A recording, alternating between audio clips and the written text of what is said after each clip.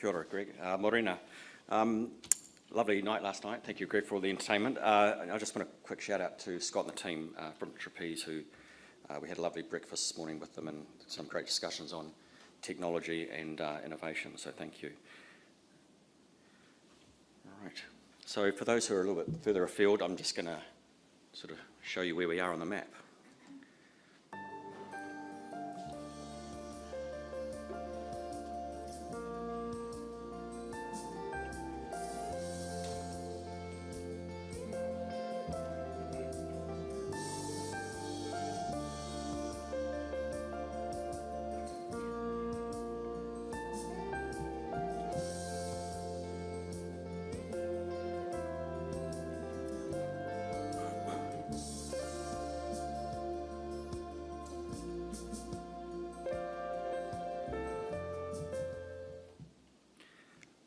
So that's us, probably more boutique than big. But about 2 years ago, we transitioned from a patient satisfaction survey to a patient experience survey. And we've been congratulating ourselves on the fact that we consistently score around 97%. Fantastic. But we actually now believe that these high scores are misleading us. I'm not sure about your own service, but we're using the term patient experience, and we're actually still measuring patient satisfaction. However, the terms satisfaction and patient experience are not the same. It is confusing because the terms are often used interchangeably, and we've been confused too. It is through the recognition of this disparity that the patient experience and satisfaction that we now come to understand that our high survey scores are misleading us, and that what matters to us as an ambulance service is not what always matters to our patients like Isobel. Now, we're not standing before you here as experts on patient experience, and this presentation won't give you all the answers. Probably wondering why we got the invite. But we would like to share with you our story to date. And we've been trying to understand the true meaning of patient experience for us at Wellington Free Ambulance. I mean, these symbols are probably quite typical of a lot of services, and you'll understand these. But patients are not generally familiar with operational targets and clinical quality measures. They do not typically understand if a protocol has been followed or if best practice or evidence-based practice has been applied. What they do know, however, is their experience, how they feel and what they think. The accepted standard for ambulance services around the world is to understand, measure, report on all aspects of operational and clinical performance. At the core of that is the desire to achieve the best outcome for patients, and rightly so, as understanding operational and clinical performance can add significant value. However, a third measure is coming to light, causing us new challenges, and that's the patient experience. So why should we care about this third measure? Why would you care about patients' experience when you have these survey scores being so high? Well, as you can see, the evidence tells us there's positive and consistent association with patient experience, patient safety, clinical effectiveness for a wide range of disease areas, settings, outcome measures, and study designs. Additionally, patient experience is positively associated with self-rated and objectively measured health outcomes. So it's great, we've got the science there. But to be honest, at Wellington Free, we actually just believe it's the right thing to do. And that becomes really important when you're approaching staff with these stories. As we've come to understand when we're doing this journey, that when we share these stories with with our paramedics or staff, they find it very uncomfortable to hear. Paramedics can feel quite defensive and threatened. So having a gentle, humble and non-judgmental approach is really key. We need to consider our public image. We rely so much on the public's generosity to remain free to the patient. What's the impact on that if we do share these stories even wider? So the challenge is massive in understanding what matters for Isobel, but it's certainly not a challenge we'll shy away from.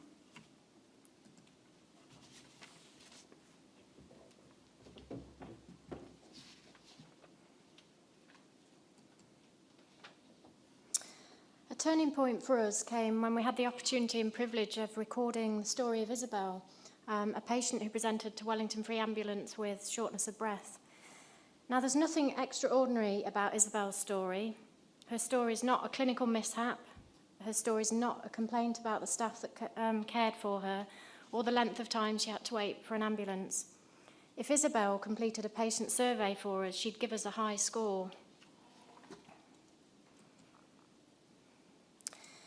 Isobel's story does not have an agenda. It's a simple and honest account of her experience as a patient, a story in which she recounts what she was thinking and what she was feeling. At the heart of Isobel's story is her overwhelming anxiety of leaving home without an overnight bag.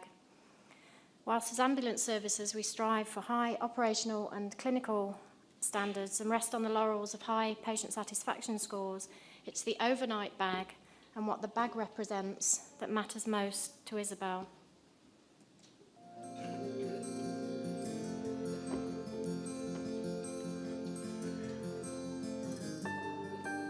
Isobel is 63 years old, single, professional, works full-time and has just moved to Wellington.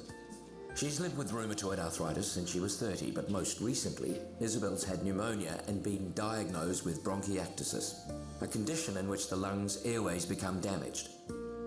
Like most ambulance services, Wellington Free Ambulance is caring for many more patients like Isobel who are older and living alone with a chronic health condition.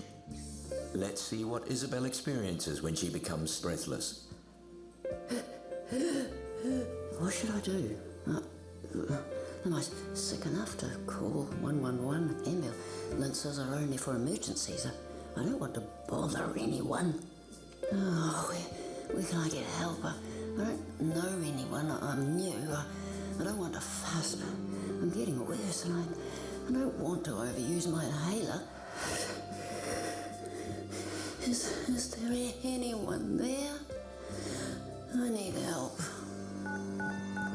Hi, we need an ambulance, please.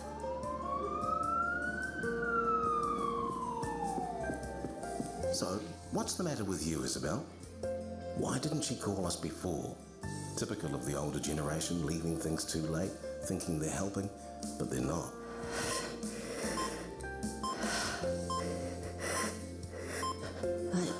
I know I'll be admitted to hospital like last time. I really need my things. There's no family or friends nearby to bring me my things later. I need my overnight bag for hospital. We need to get you in the ambulance and to hospital. Your breathing's getting worse. If the bag is so important, why hasn't she got one packed ready to go? We need to get her to the ambulance and treat her breathlessness. But why aren't they listening? How will I get my bag? I need my things. I give up. We need to get you in the ambulance. How long have we been on the scene now? Why is she living in an upstairs apartment? They're not listening.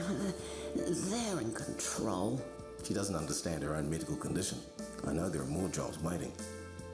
Isobel did not complain about the care she received from the paramedics. From a clinical and operational perspective, the job was a success. However, when we talked to Isobel about her experience, we realized that what matters to us in terms of clinical and operational factors does not matter to Isobel. So, how could Isobel's experience be better next time? All right, what matters to you, Isobel?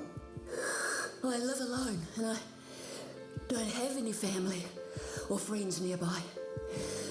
I know I'm going to be admitted to hospital. So could we take a minute to get together my overnight bag, please? Sure. We see that you're very short of breath and we need to get you to the ambulance and off to the hospital as soon as possible. But we can take a minute to get your overnight bag first. They are listening. I don't need to worry now. It's important to consider what matters to Isobel, as well as how long we've been on scene and the treatment she needs. Okay, here's your overnight bag, Isobel. Let's get you downstairs. Is it easier to breathe when you're leaning forward? This is scary, but they're listening to me and I feel reassured.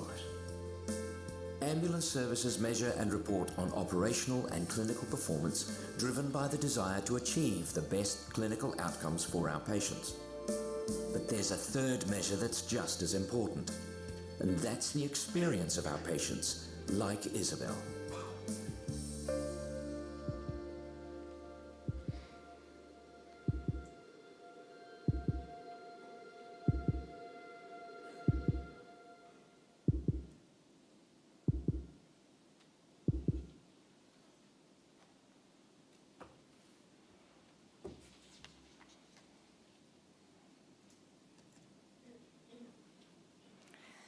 Isobel's brave and honest account of her experience as a patient reveals the disparity that Paul talked about between what ambulance services believe to be important and what Isobel says really matters.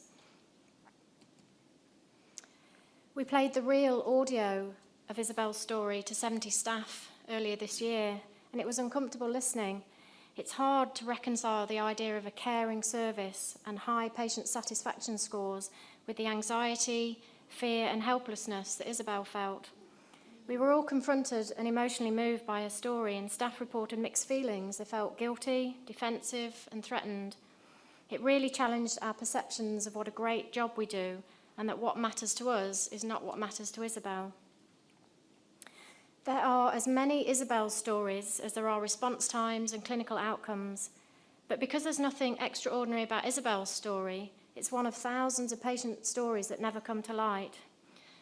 And I wonder what Isobel's stories you have that you could share with staff to take your staff through the journey of discovery and understanding that we're on. As Paul said, the evidence tells us there's a positive and consistent association with patient experience, patient safety, and clinical effectiveness. So if you care about clinical outcomes, you have to care about patient experience. We said at the start of this presentation, we've just started our journey. We're not experts in this. We don't have all the answers.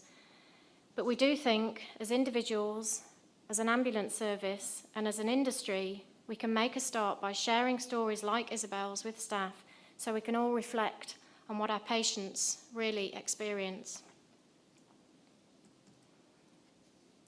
At Wellington Free Ambulance, we're just starting to understand the experience of the patient. There's so much we still don't know, but what we do know is that what matters to Isobel is not what matters to us. Satisfaction is not the same as experience, and patient experience is clinically important. Are you brave enough to join us on this journey and ask not, what's the matter with you, but what matters to you?